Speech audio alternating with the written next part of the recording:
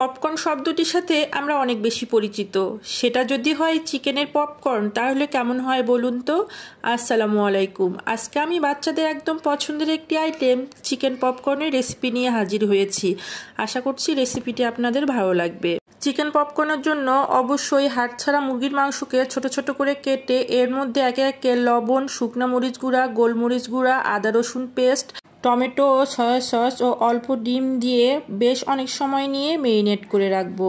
Chicken যত বেশি marinate করে রাখবেন এর টেস্ট ততটাই বেড়ে যাবে। আর এই আইটেমগুলো যেহেতু ফ্রোজেন করে রাখা যায়, তাই আপনারা একেবারে বেশি করে বানিয়ে বেশ অনেক দিন ফ্রোজেন করে রেখে আপনাদের প্রয়োজন অনুসারে বাচ্চাদের স্কুল টিফিন বা বিকালের নাস্তায় ইজিলি ব্যবহার করতে পারবেন। আমি চিকেনগুলোকে 2.5 থেকে 3 ঘন্টা মেরিনেট করে এখন কোটিং করব।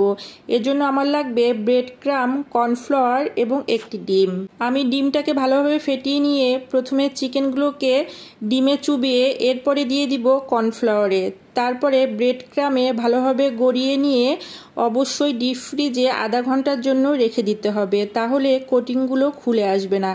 এখন আপনারা যদি ফ্রোজেন করতে চান তাহলে এই অবস্থায় একটি জিপলক ব্যাগ অথবা এয়ারটাইট বক্সে সংরক্ষণ করতে পারেন এবং অবশ্যই ভাজার আধা ঘন্টা আগে বের করে ডুবো তেলে অল্প আঁচে বেশ অনেক সময় নিয়ে ধীরে ধীরে এই চিকেন পপকর্নগুলো ভেজে তুলবেন। আপনারা শব্দটা শুনলেই বুঝবেন যে চিকেন পপকর্নটা কতটা ক্রিস্পি হয়েছে। সেদিন আমি এর সাথে বানিয়েছিলাম ফ্রেঞ্চ ফ্রাই। ফ্রেঞ্চ ফ্রাইয়ের একটি সুন্দর এবং পারফেক্ট রেসিপি আমার পিন পোস্টে দেওয়া আছে, আপনাদের যদি প্রয়োজন পড়ে অবশ্যই দেখে নেবেন। তাহলে আর দেরি কেন, আজকেই বাচ্চাদের জন্য বানিয়ে ফেলুন এই মজাদার চিকেন পপকর্ন। তাহলে আজকে এ পর্যন্তই, ভালো থাকবেন। আসসালামু আলাইকুম।